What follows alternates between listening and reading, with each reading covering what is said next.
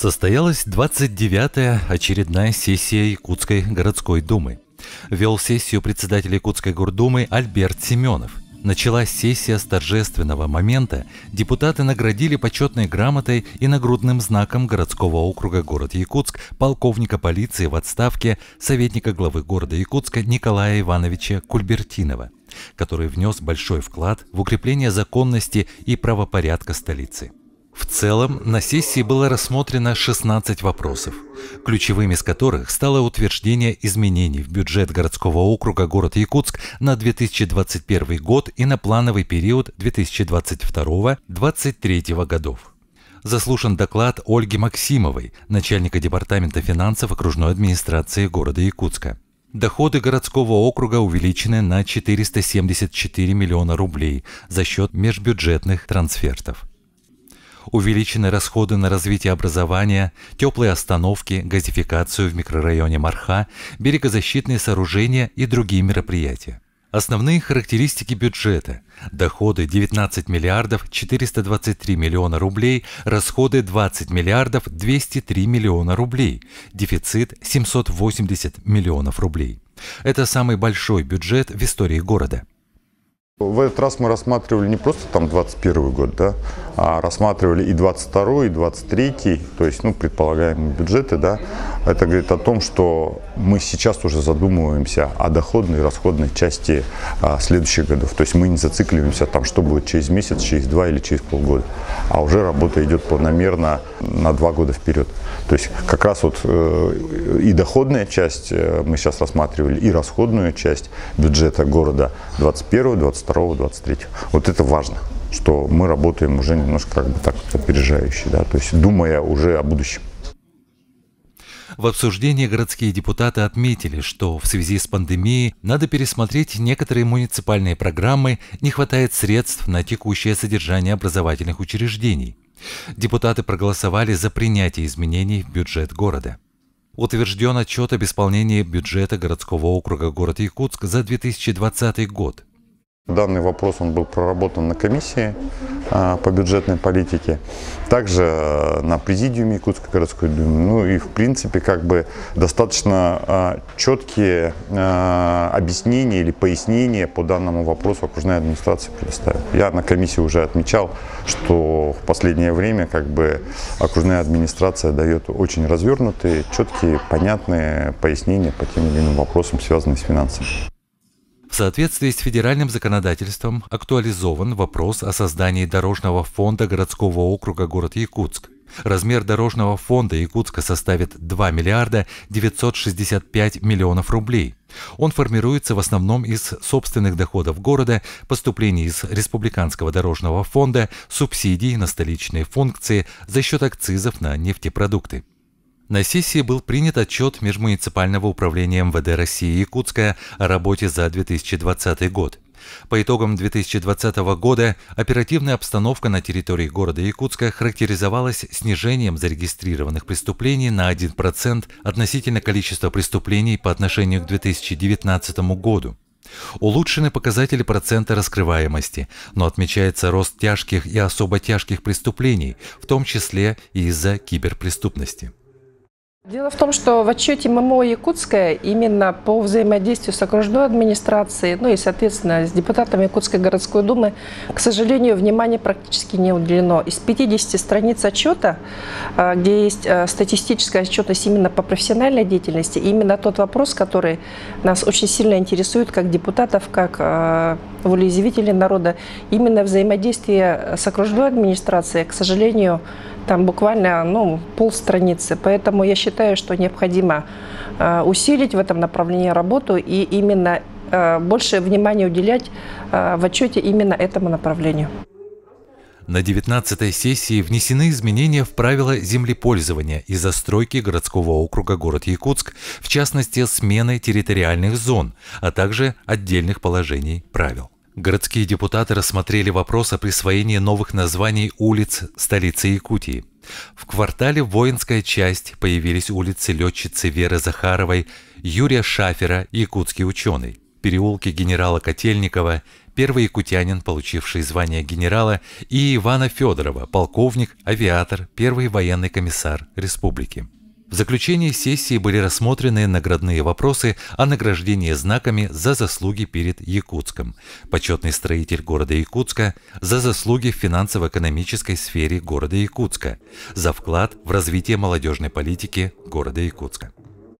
Ну, я рада за своих коллег по образованию. Сегодня два моих коллеги, скажем, это старший воспитатель детского садика «Северные звездочки», учитель Якутской городской национальной гимназии, получили одобрение депутатов, и решен был вопрос о награждении знаком за заслуги перед городом Якутском. Действительно, это очень высокая награда, и то, что педагоги детских садов, школ получают такие награды, это говорит, конечно же, о признании их заслуг. В первую очередь, рада за них, и очень радостно и за наших строителей. Приближается День строителя. Я понимаю, что те награды, которые мы сегодня рассматривали, это почетный строитель города Якутска, эти награды будут вручены ко Дню строителя. Тоже с удовольствием порадовалась.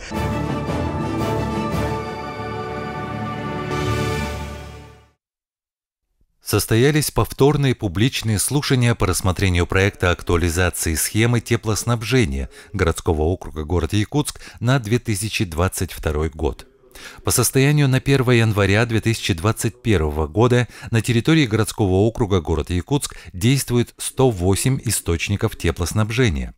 В системе теплоснабжения участвуют 47 организаций, из них 20 организаций поставляют тепловую энергию населению и социально значимым объектам.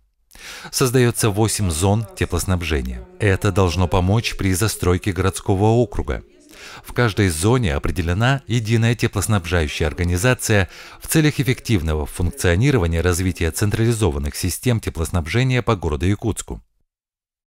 Сейчас у нас определено 8 зон теплоснабжения, и у нас получается в первой зоне ГУП ЖКХ, единая теплоснабжающая организация, во второй зоне МУП ПТСК, в третьей зоне теплоэнергия, в четвертой Якутскэнерго, в пятой зоне теплоэнергия. И сейчас у нас появилось еще 3 дополнительные зоны теплоснабжения. Это заявку подали о Прометее. Если застройщик, например, начнет строить объекты на этих зонах, да, он в первую очередь должен обратиться в единую теплоснабжающую организацию. Так, и на этих зонах, там, где ресурсоснабжающая организация является ЕТО, он несет ответственность за прохождение отопительного периода, то есть он должен быть гарантом того, что на этих зонах ничего не случится. Гарантия надежности. В обсуждении вопроса приняли участие первый заместитель председателя Госкомитета по ценовой политике Якутии Марина Лыкова, представители АО «Теплоэнергия», ООО «Прометей», ПАО «Якутскэнерго», АО «Водоканал» и Министерство ЖКХ и энергетики Якутии. Основным положением мастер-плана схемы на 2022 год является создание до конца 2022 года единого теплосетевого теплоснабжающего предприятия на территории городского округа город Якутск на базе АО «Теплоэнергия» и ПАО «Якутскэнерго».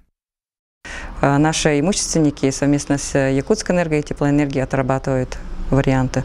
Возможно, будет то, что Якутскэнерго войдет акциями в теплоэнергию, либо это будет совершенно новое предприятие. То есть новое предприятие, которое у нас будет создано, оно уже будет заниматься на территории города Якутска всем теплоснабжением и переключениями котельной на ЕГРЭС-2. То есть ЕГРЭС-2 у нас было построено лет 5 назад, но она у нас недозагружена. И республикой ставится цель догрузить якутскую ЕГРЭС-2. С 1 января 2023 года предприятие должно заработать, и единым поставщиком столицы Якутии станет новая ГРЭС-2, и при этом в городе Якутске исчезнет понятие бесхозные сети.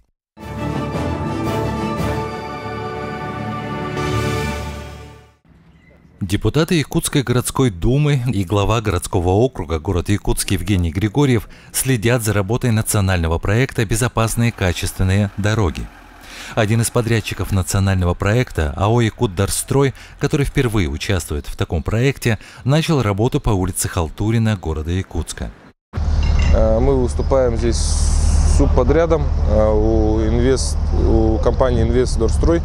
Мы ремонтируем участок дороги, это от улицы Калица до улицы Лермонтова. Сейчас мы занимаемся обустройством бортового камня на всем протяжении улицы. Выставляем его по уровню, далее будем заливать. По проекту у нас здесь полностью замена верхнего слоя асфальтобетонного покрытия, укладка 2 футляров для электрических кабелей, ну и обустройство, частичная замена водоотводных лотков и полное обустройство строительства с 2 сторон пешеходных тротуаров. Все работы по этому участку должны быть завершены до конца сентября 2021 года. Стоит отметить, что компания «Якутдарстрой» ведется ямочный ремонт дорог Якутска. Плановые задания ямочного ремонта «Якутдарстрой» завершит к концу июня. Окружная администрация города уже планирует увеличить план работ по ямочному ремонту дорог.